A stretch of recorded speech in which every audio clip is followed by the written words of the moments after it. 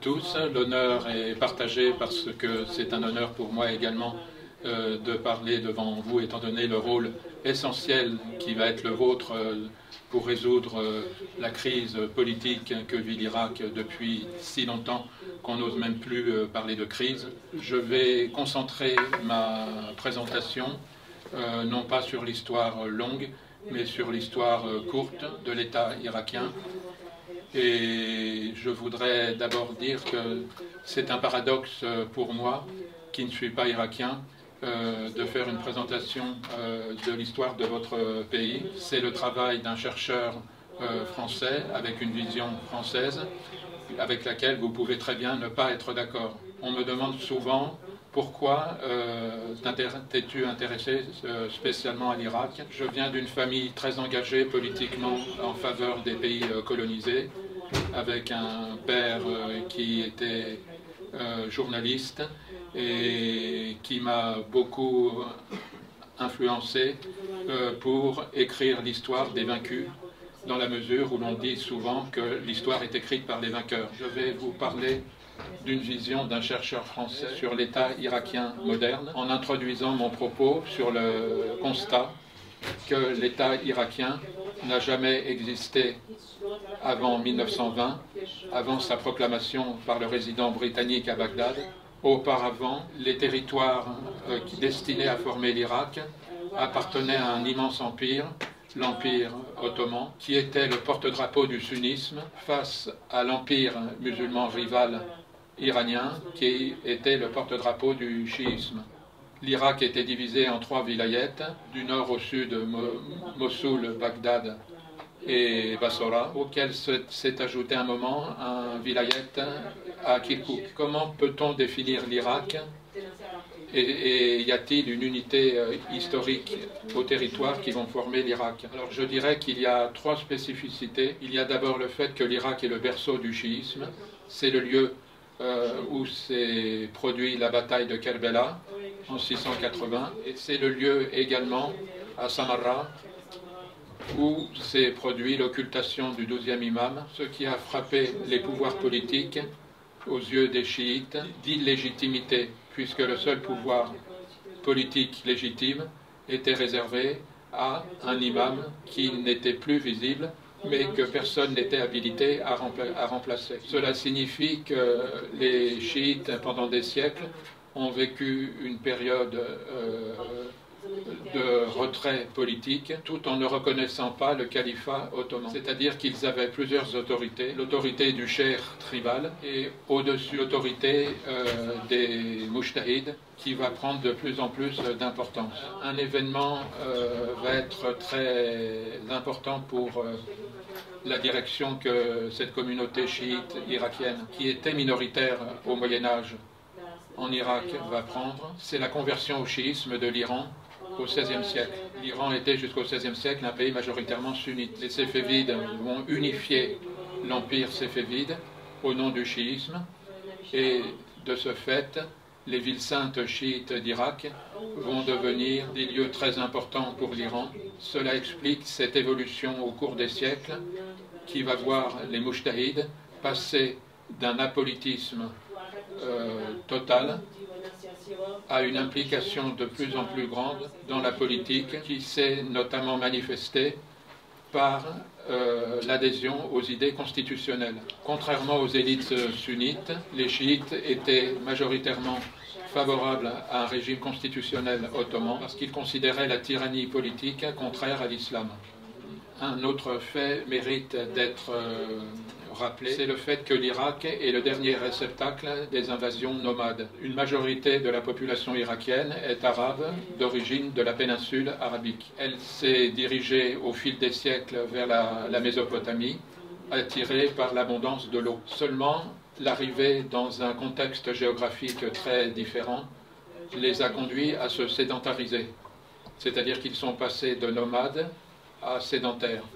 Et cette sédentarisation a contribué à les asservir, à en faire des esclaves de ceux qui étaient restés nomades. Et cela explique la conversion au chiisme de beaucoup de tribus sunnites Pourquoi ces conversions massives au chiisme au XIXe siècle? Parce que le chiisme incarnait, aux yeux des tribus sédentarisées, un idéal de lutte contre la tyrannie et notamment contre les grandes familles régnantes. Donc il y a, malgré la diversité de population en Irak, une forme d'unité chez les Arabes qui se manifeste par une majorité chiite, et les sunnites sont attachés à un pouvoir impérial depuis des siècles qui était celui des Ottomans et qui en faisait les chefs de l'armée.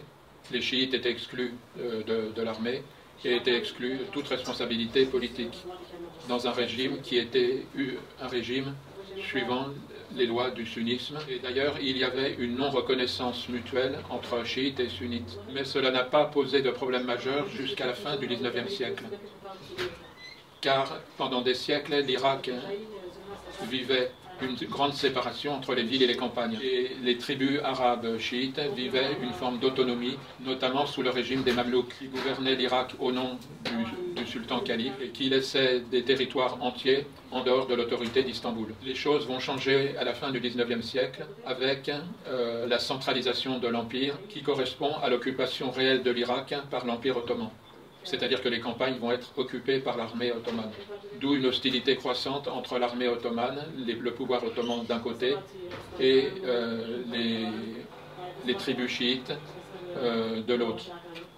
Ceci se passe à un moment où les mujtahids gagnent en importance politique, car les discussions entre religieux chiites aboutissent à la victoire d'une tendance qu'on appelle la tendance Usuli, contre une autre tendance apolitique Akhbari, et les mujtahids s'engagent désormais en politique en concurrence avec le sultan calife. Cela élargit le fossé entre les élites sunnites et les élites chiites. On le voit lors de la première révolution constitutionnelle ottomane, en 1876, où les seuls qui soutiennent les constitutionnalistes sont les chiites, alors que les sunnites sont attachés au sultan Abdelhamid et à son despotisme. Et on le voit également, cette importance politique croissante des mujtahids, au fait qu'ils s'engagent dans la lutte contre l'influence occidentale dans l'Empire ottoman et en Iran. La première intervention politique connue est celle du début du XIXe siècle, où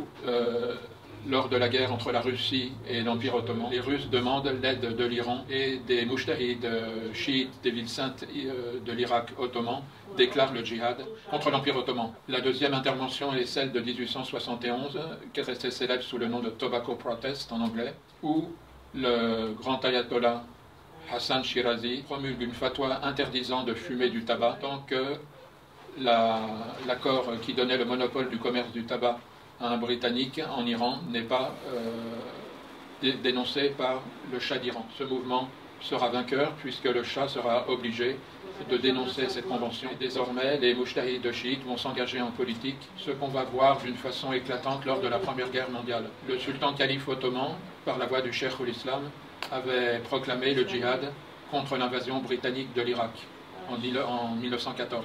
Les seuls à répondre positivement à l'appel du sultan calife n'ont pas été les sunnites, mais les chiites. Une armée de moudjahidines composée de combattants tribaux chiites irakiens s'est formée pour répondre à l'appel du sultan calife. Alors que les sunnites étaient restés très passifs, attachés au règne du sultan Abdelhamid. Je rappelle que depuis 1908, l'Empire ottoman était un empire constitutionnel après la seconde révolution constitutionnelle.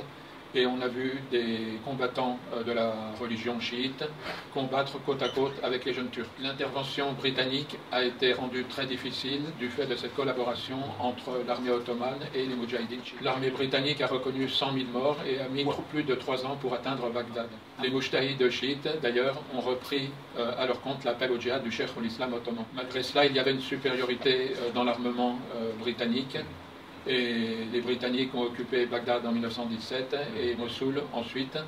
Donc c'est l'ensemble du territoire irakien qui a été occupé par l'armée britannique, qui était une armée composée d'Indiens, puisque c'était une armée qui venait des Indes. En 1918, donc il y a la fin de la guerre, avec un pays totalement occupé, que les Britanniques vont avoir beaucoup de mal à maintenir en paix, du fait de l'opposition des chiites. Plusieurs insurrections ont lieu, la plus importante d'entre elles étant l'insurrection de Najaf. Et les Britanniques ont vite réalisé qu'ils ne pourraient pas garder le contrôle direct du pays. Il y avait plusieurs écoles britanniques.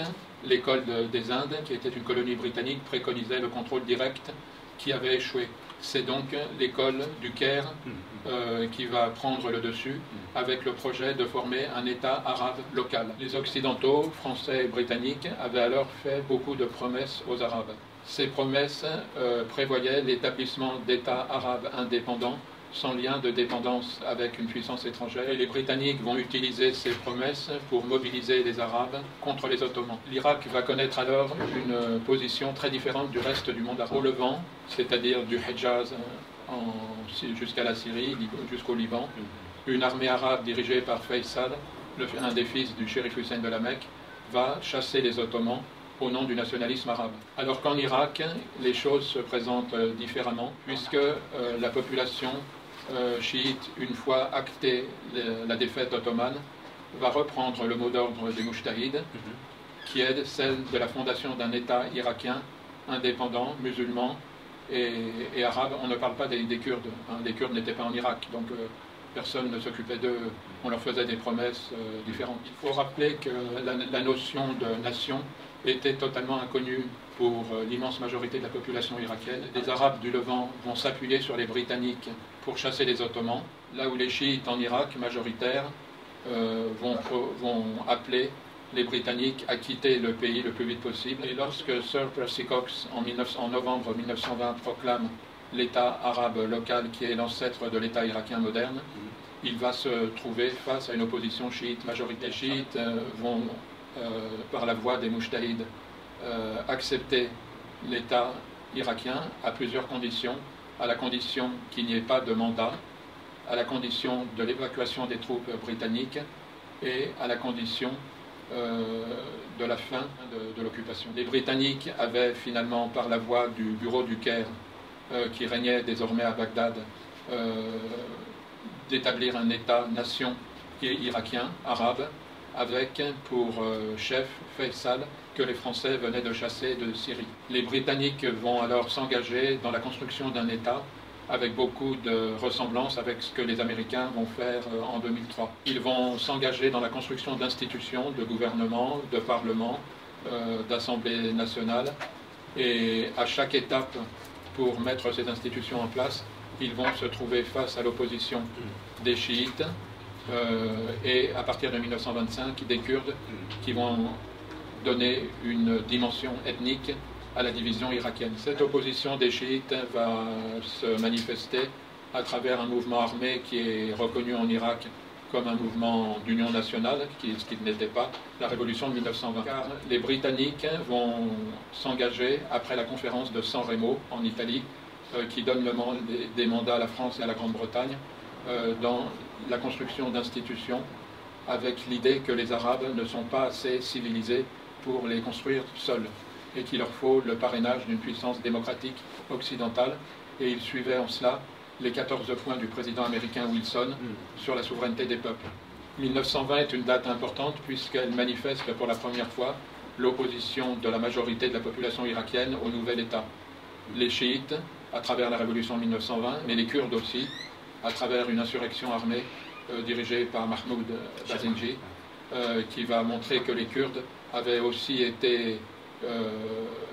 également été, on avait essayé de les convaincre que leur avenir était à travers l'indépendance, de la même façon que les Arabes s'étaient vus promettre un empire arabe indépendant. Cette opposition n'incluait pas les Kurdes dans l'Irak, puisque le vilayet de Mossoul ne faisait pas partie de l'Irak à l'époque. On va voir un renversement de la position des sunnites qui vont passer d'un jour à l'autre du soutien à l'État ottoman et au sultan calife au soutien aux Britanniques. L'idée était que les sunnites étaient faits pour le pouvoir, comme ils l'avaient toujours été depuis des siècles, et qu'il n'était pas question que des chiites prennent des responsabilités politiques. Il va y avoir une nouvelle élite sunnite formée par ceux que l'on appelait les effendis, c'est-à-dire les fonctionnaires de l'Empire ottoman, les chefs de confréries soufis et les militaires, qui, puisque les chiites étaient exclus de l'armée, étaient tous sunnites, arabes et kurdes d'ailleurs.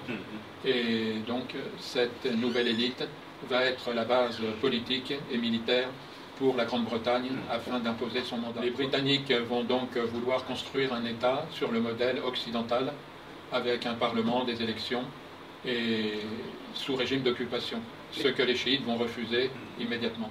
3 grands ayatollahs sont restés dans l'histoire comme les chefs de l'opposition aux Britanniques. Il y a Mohammed Taqi Shirazi, le dirigeant de la révolution de 1920. Et ensuite, au moment des élections, Mohammed al-Khalisi et le troisième, Cheikh Sharia Isfahani, qui vont promulguer des fatwas interdisant aux musulmans de participer aux élections. Ils vont être exilés vers l'Iran en 1922 ou 1923. Et la première chose que décide le Parlement, c'est le traité anglo-irakien qui met l'Irak sous la domination britannique au-delà du mandat qui doit se terminer en 1932. C'est donc un système à la libanaise qui a été instauré par les Britanniques, à la différence qu'au Liban, le confessionnalisme politique est officiel, alors qu'en Irak, il faut chercher loin pour trouver des traces de confessionnalisme et qu'on retrouve notamment dans l'attribution de la nationalité irakienne. En 1924, un code de la nationalité donne automatiquement la nationalité irakienne aux sunnites.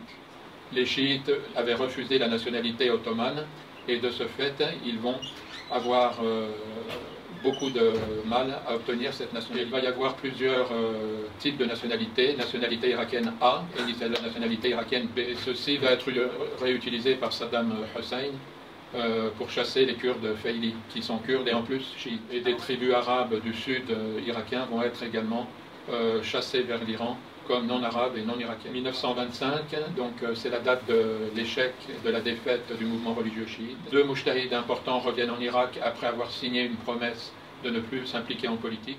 Et le seul à ne pas revenir, le Cheikh Khalisi, meurt à Mashhad la même année. J'ai commis une confusion quand j'ai parlé de la première intervention des moujtahids sur le plan politique. C'était lors de la guerre entre la Russie et l'Iran.